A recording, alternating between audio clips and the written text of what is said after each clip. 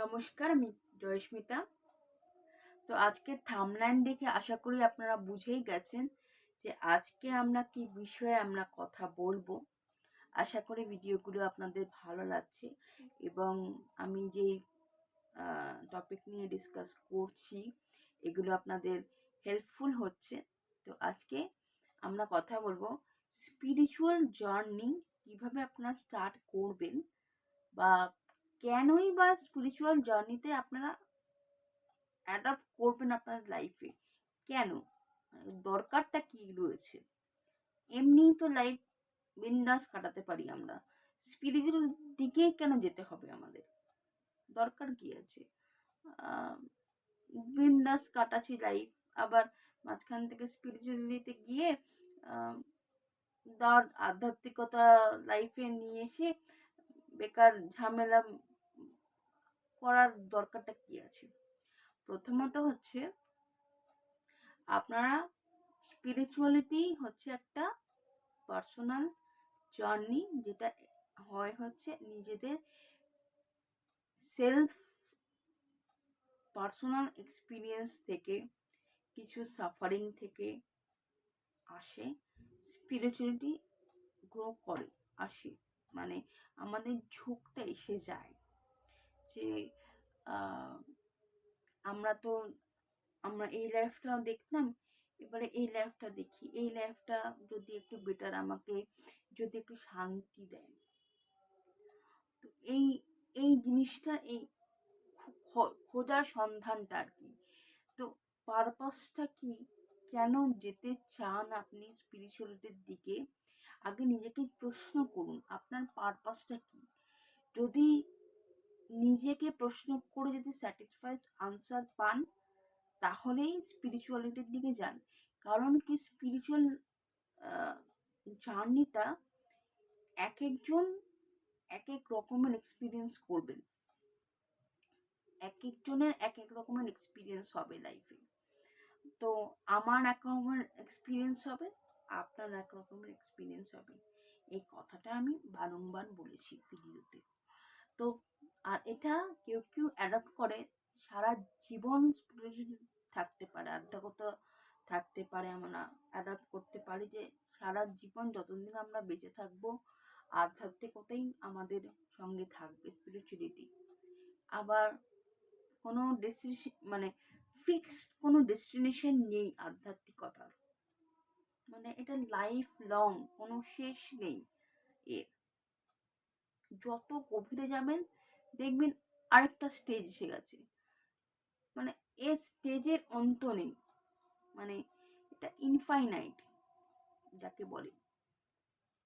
মানে আমাদের ইউনিভার্স যেরকম কোনো শেষ নেই, সেরকমই আধ্যাত্মিকতা, কোনো শেষ নেই এখানে। তো কোনো মানে মানে তাড়াহুড়ো করবেন না, আর শুধু প্রশ্ন করবেন নিজেকে যে আপনার পারপাসটা কি, যে আপনি নিজেকে শান্তির জন্য যাচ্ছেন, নাকি পার্সোনাল গ্রোথের জন্য, কি পারপাসটা আমি কিছু আপনাদের গাইড করব, যে আমি যেগুলো আমি নিজেও স্পিরিচুয়াল পাথের দিকে চলছি, আমার জার্নি শুরু করেছি আমি। তো আমি যেগুলো ফলো করি আজকাল, তো সেগুলোই আপনাদের আমি শেয়ার করব। তো তো দেখুন, স্পিরিচুয়ালিটির ফার্স্ট স্টেজ তো আগের দিনই আমরা ডিসকাস করেছি যে 4টে স্টেজ আছে। তো তো তো যেটা হচ্ছে ফার্স্ট স্টেজ, প্রথম স্টেজ যখন হবে আপনার এক রকমের এক্সপিরিয়েন্স হবে, সেকেন্ড স্টেজ এক রকমের এক্সপিরিয়েন্স, যত স্টেজ যাবেন সেরকম এক্সপিরিয়েন্স করতে থাকবেন আপনারা। তো যাই হোক, বাট তার মানে নয় যে 4টে স্টেজের পরেই আমি মানে আমার আধ্যাত্মিকতা চরম সীমায় পৌঁছে গেলাম। তো আধ্যাত্মিকতা শুরু করতে হবে হচ্ছে মেডিটেশন দিয়ে। প্রত্যেক দিন মোটামুটি করে 5 মিনিট থেকে 10 মিনিট ধ্যান করতে হবে। প্রত্যেকদিন রুটিন করে করতে হবে। দুবেলা করলে সব থেকে ভালো। প্রথমে একবেলা করেই করার চেষ্টা করবেন। যত বিজি শিডিউল না থাক না কেন, 5 মিনিট আপনার 24 ঘন্টার মধ্যে থেকে 5 মিনিট বের করার মানে বের করার চেষ্টা করবেন। তারপরে সময়টাকে বাড়াবেন। তো আপনারা তারপরে মেডিটেশন করবেন।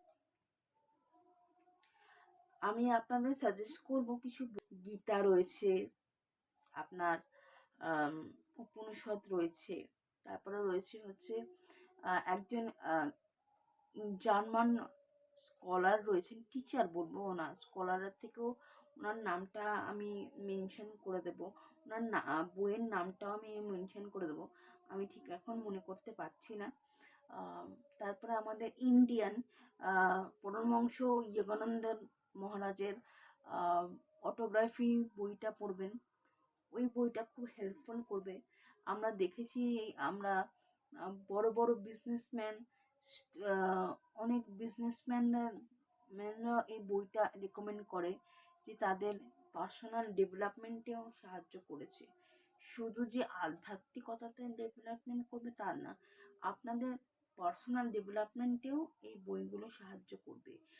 মানে এই গীতার শিক্ষা আমাদের মডার্ন লাইফে যদি টিচিংগুলো আমরা ইমপ্লিমেন্ট করতে থাকি, তাহলে আমাদের জীবনটা খুব সহজ হয়ে যাবে। আমি একে একে ভিডিওস করতে থাকবো, গীতার কিছু টিচিং নিয়ে কথা বলবো, উপনিষদের কিছু টিচিং নিয়ে কথা বলবো। তো এইভাবে আমি ভিডিওস করতে থাকবো। তো এইগুলো হচ্ছে কিছু টেকনিক। তারপরে মেডিটেশনের কিছু টেকনিক রয়েছে, যেমন ধরুন হার্ট ব্রেন কোঅর্ডিনেশন, তারপরে জিরো থট মেডিটেশন, তারপরে ধরুন এমনি কুণ্ডলী জাগানোর যে মেডিটেশনগুলো রয়েছে, চক্র মেডিটেশন যেটা রয়েছে, তারপরে থার্ড ওম যে মন্ত্রটা রয়েছে, ওম মন্ত্রটাকে চ্যান্ট করা, তারপরে গায়ত্রী মন্ত্র, মহামৃত্যুঞ্জয় মন্ত্র, এগুলোর পাঠ করলে পরে শোনার পরে প্রথমে শুনবেন মন্ত্রগুলো, দেখবেন একটা পজিটিভ এনভায়রনমেন্ট সৃষ্টি হবে। আপনার যেখানেই শুনবেন দেখবেন একটা পজিটিভ এনভায়রনমেন্ট সৃষ্টি হবে। আর সেগুলো যদি আপনি চ্যান্ট করেন, উচ্চারণ করেন, তাহলে তো প্রচণ্ড পজিটিভ রেজাল্ট পাবেন আপনারা। তো আজকের মতো ভিডিওটা এখানেই শেষ করলাম। নমস্কার সকলকে।